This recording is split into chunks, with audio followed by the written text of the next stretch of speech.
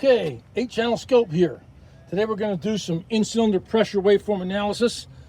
We're going to be looking at two signals. We got the WPS 500 transducer in cylinder number 1 of this 2.4 liter Honda Accord. We have the fuel injector disconnected because we don't want fuel getting in there. And then over down here we have the crank sensor on the green channel. So anyway, I will go to the scope and we will start the car and talk about a waveform. Here we go. You can see the scope. You see the two channels running across the screen. The car is not running. I will start the car and we will catch a waveform and analyze it.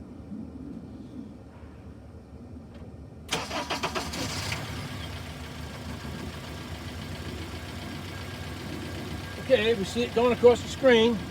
In blue we got the in-cylinder pressure waveform, and in green we have the crank sensor. We will stop the scope and then stop the car.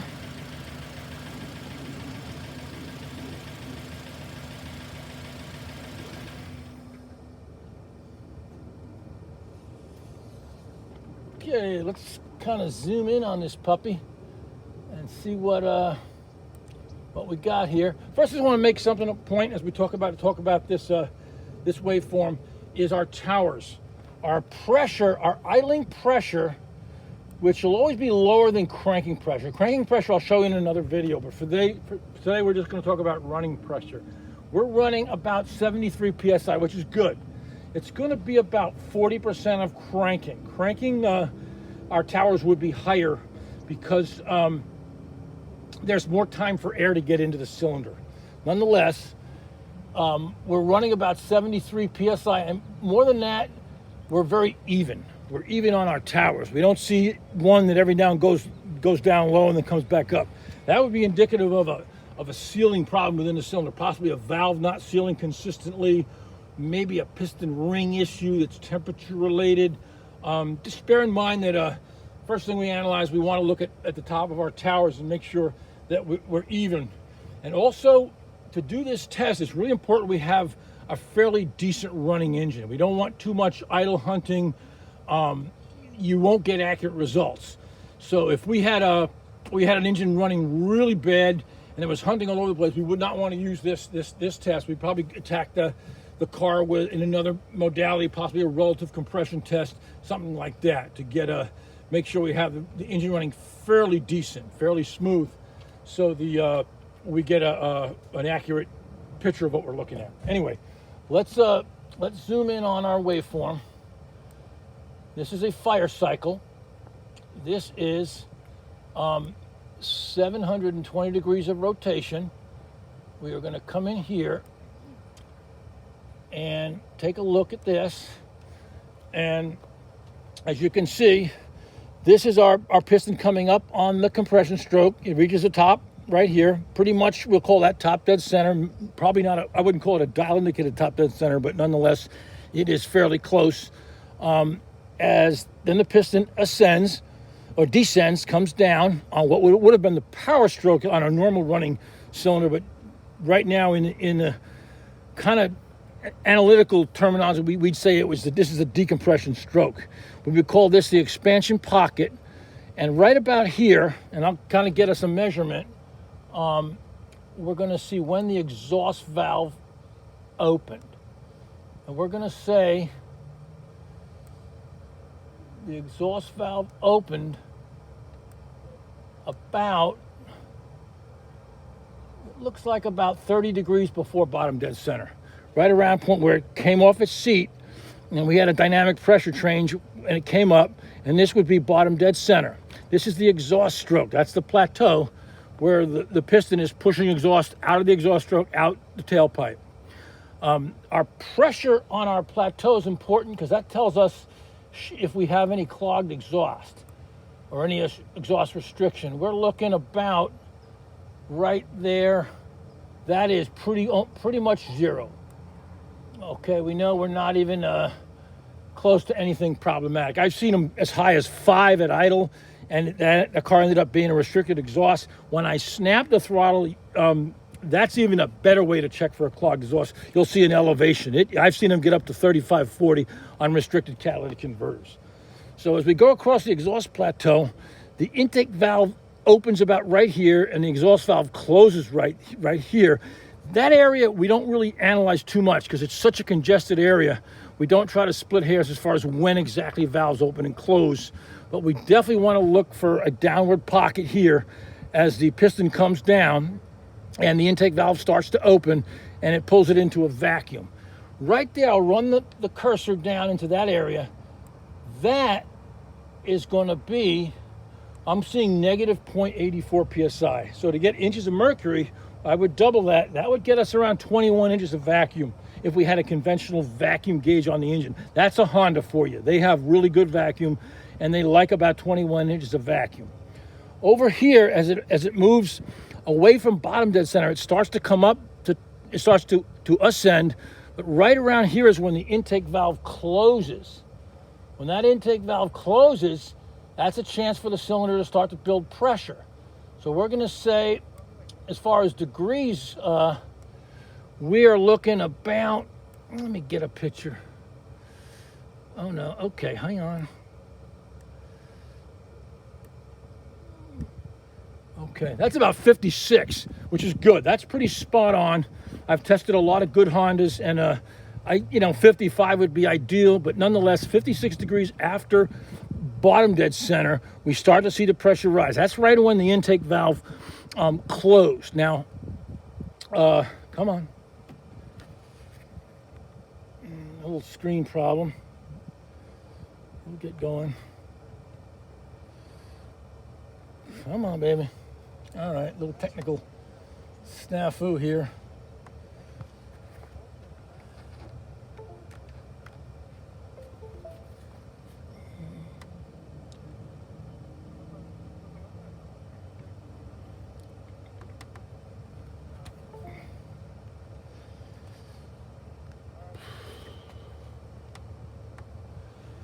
All right. Sorry for the technical difficulties. It's the monitor. Let's hope we can finish this video. I'll step on it. Come on.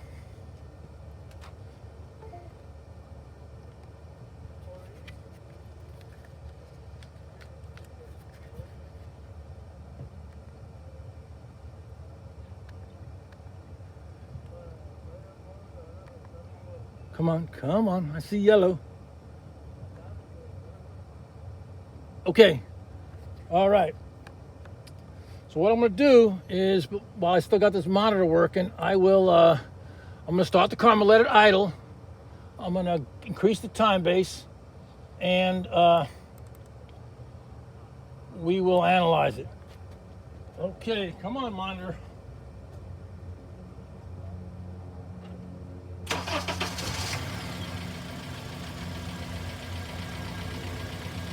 Okay, looks like we're running an idle, and I'm going to snap the throttle and we're going to analyze it. I'm sorry, let me get the time base changed so we can go. I'm going to change that to 500. I know it's a little short now, but because we're going to expect a higher pressure when I snap the throttle. Okay.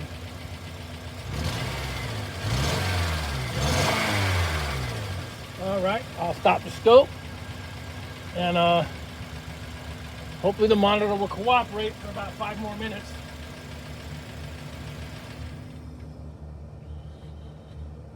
Okay, as we can see, here's where we idled. We talked about that pressure. We're nice and even there. That's real important. We are even. That's where I snapped the throttle. And right here is where our pressure escalated. It started going up. It looks like our maximum pressure, and I will measure it. I'm wondering if we got north of 300. Oh boy, 298.9, pretty darn close. And you can see the pressure descended on deceleration. We had a heavy amount of vacuum in the intake. So that means we wouldn't have a high pressure. We're going to be lower than idle. And that will be about 37 and change, which is expected because we are lower than idle.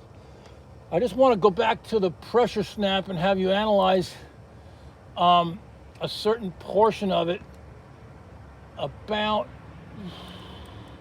Okay, right here. You see that the thick blue area?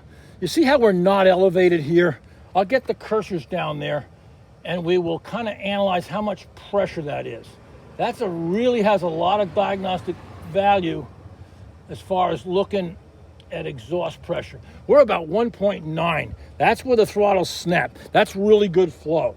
A catalytic converter that's restricted will definitely be a lot higher than that. I've seen them angle right straight up, and the car had a restricted catalytic converter. So nonetheless, I want to get this video completed. I know looks like I'm rushing you. I don't want this monitor to go south. But anyway, I will continue to shoot and we'll talk about the crank sensor. If the video goes away, I will sort of end it right now, but I will be back with more stuff, more videos, more engine analysis, cranking, valve lash issues and whatnot. But let me start it up and we'll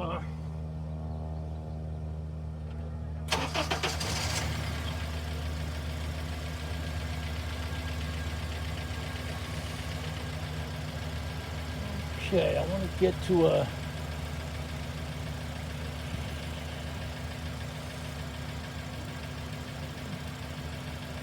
okay, you can see the screen. I will stop it and we'll analyze something that is kind of important in the art of looking at pressure waveform analysis.